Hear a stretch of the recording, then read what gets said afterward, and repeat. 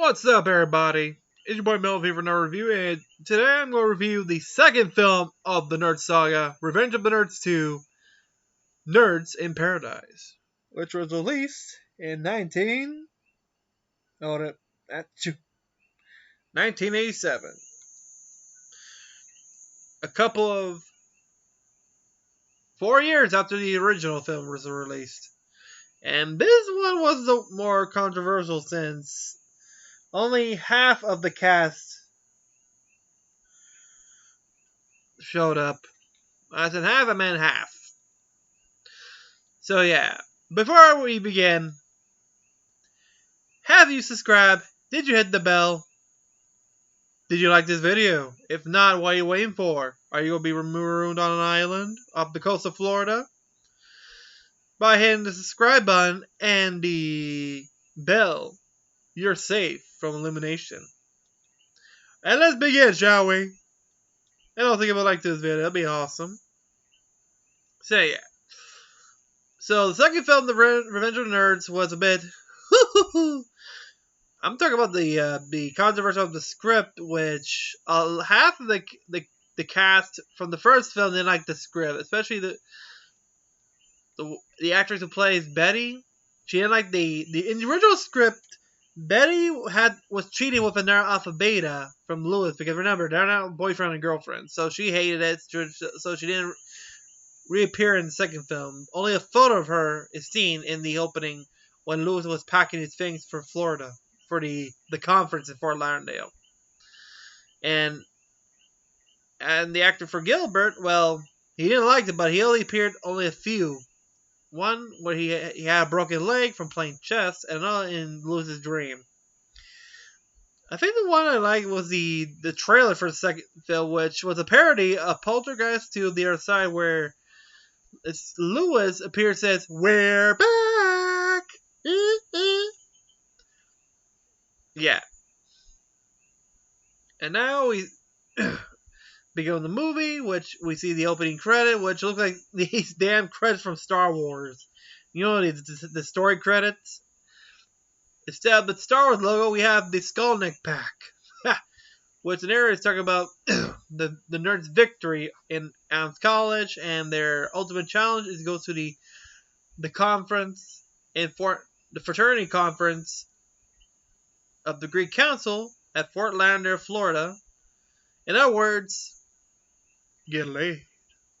We get to see the nerds, which are going Lewis, Lamar, Booger, Poindexter, and Windsor. Who are the only ones who go to the conference, since the rest haven't appeared. Since, you know, the script, they didn't like it. So Gilbert's staying behind because since he's the president, Lewis is now acting president for him. Which, again, written by his dad, James Cromwell. That was awesome. And it's kind of funny that before, you know, like, they track on phones, Gilbert knows where they're going, even predicted a pothole, which they didn't. That was a joke until they hit the pothole. They all hit their heads on the roof. They arrived at the airport, and guess who was watching? Ogre. They're here. Nerds. Yeah. Which, we get Tim entering the terminal, the airport, and Booger being a happy little pervert. As usual. They arrive at Florida. I think they are in a limo. They arrive at the hotel, which full of fraternity members and other people. The guys split. And oh boy, they. Lewis trying to check on the room, meeting the attorney, you know, the intern, Sonny. They also meet the other one.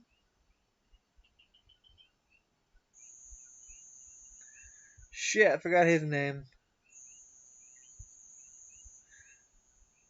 Stewart, who is Sonny's best friend, also a bellboy nerd.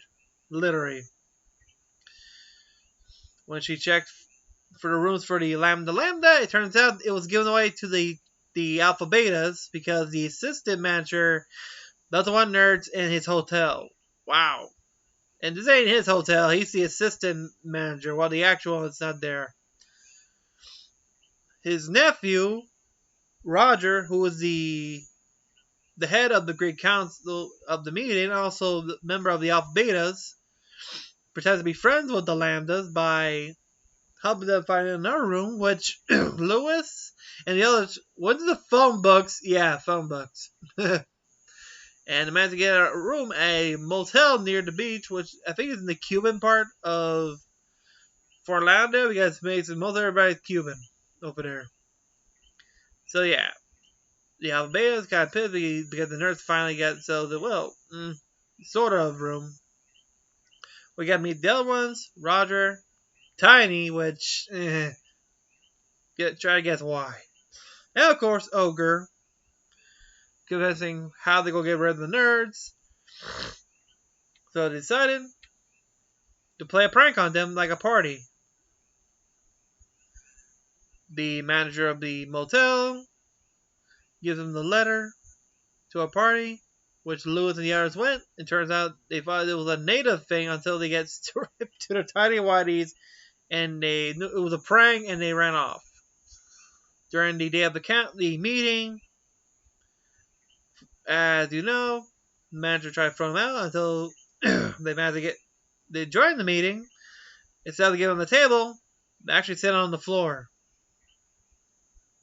Where this turns out they want to do a new rule as to those don't meet the requirements are kicked out. As in, they decided to do a measurement of their manhood, literally, since back in the Val Beta's room, they're talking about how to get rid of the nerds by what's the one thing a man's scared of? Getting caught butt naked with their actual size in front of a woman. As in, yeah, that. Which the nerds rejected because it's a stupid idea and prejudice, which, yeah. They decided to throw their own party and protest against this idea, which the one thing that made me laugh, it got more people by fixing the side said, I don't know if it said coral something until it says oral sex. Literally. And just everybody who saw that side, like, whoop, right there. Quickly and fast. When everybody cheered on that, decided to dump it, and Roger made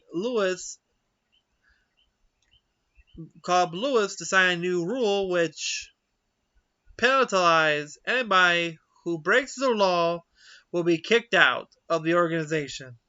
And they gave the Trilams their old room, which turns out to be a trap since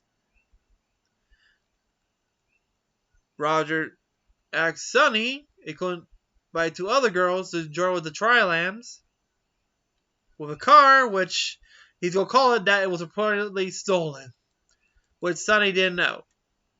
At the beach, the boys wanted to borrow the car to get some more drinks, and the girls told us to leave because they won't be here until Sonny realized it was a trap. The boys are leaving.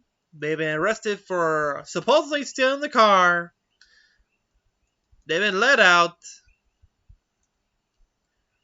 And Lewis pissed off at Sonny until the Alpha Betas kidnapped them, took him and dumped him in an isolated island.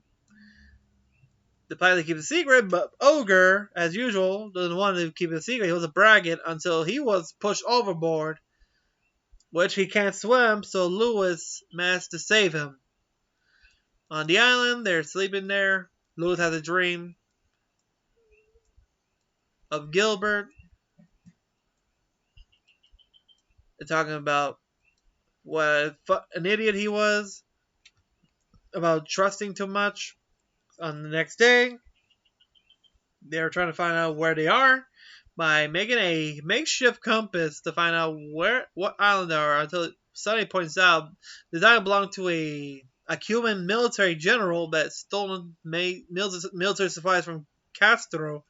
That they're trying to find out. So they went on the island, made a makeshift metal detector to find the equipment. They did. was Ogre, and I think Poindexter fell through the trap door and found a lot of equipment, including uniforms, vehicles, a lot. They made their right back to Fort Landau before the Alpha Betas confirmed the expulsion of the Trilans. But before they can do that, the Trilans arrived in a military amphibious tank. But when Lewis is trying to tell him what happened, I think Booger accidentally pushed the throttle, and boy, it broke through the wall and landed in the pool. When they try to explain, the Alpha Beta is trying to tell them they're bad until the other members of the Lambdas came to defend the Trilans and called one of them Tiny, which everybody started to laugh until Roger said, what do you do with Ogre? And Ogre just appeared out of the vehicle like nothing happened. He tried to convince Ogre, what do you see these guys? Nothing, Raj. They're all wearing green. Until Rod starts to insult each one by one. Until Lewis punches him in the face. Big time. Which, yeah. After that, the Betas get expelled from the conference. And back at the Lambdas, they invite their new member of the fraternity, Ogre.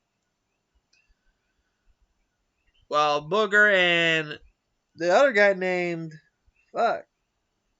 Snotty, which I forgot to mention, he was a resident at the motel, which Booger considered him like a sensei because he's more like him. Makes some homemade punch, which even Snotty said was too strong. Ogre, instead of drinking the cup, he just drank the whole bowl. And finally became a member of the Nerds, doing the official Nerd Laugh. And that was Revenge of the Nerds. Oh yeah, I forgot that Sonny and Lewis kissed. Yeah. Wait until you can see the other half. I think you can see his nephew did the same thing as well. But yeah, this is Revenge of the Nerds 2.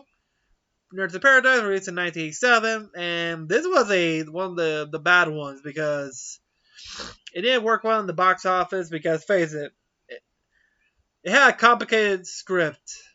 Which I said because the original, Betty was supposed to appear, but instead she has to cheat with an Alpha Beta behind Lewis's back. Which, yeah, after the chemistry between Lewis and Betty in the first film, in the end, the actress who played Betty didn't like it, so they had to rewrite the script. But the only new she appeared was a photo of her in the opening credit of the film where Lewis was singing Itsy bitsy teeny weeny yellow polka dot bikini.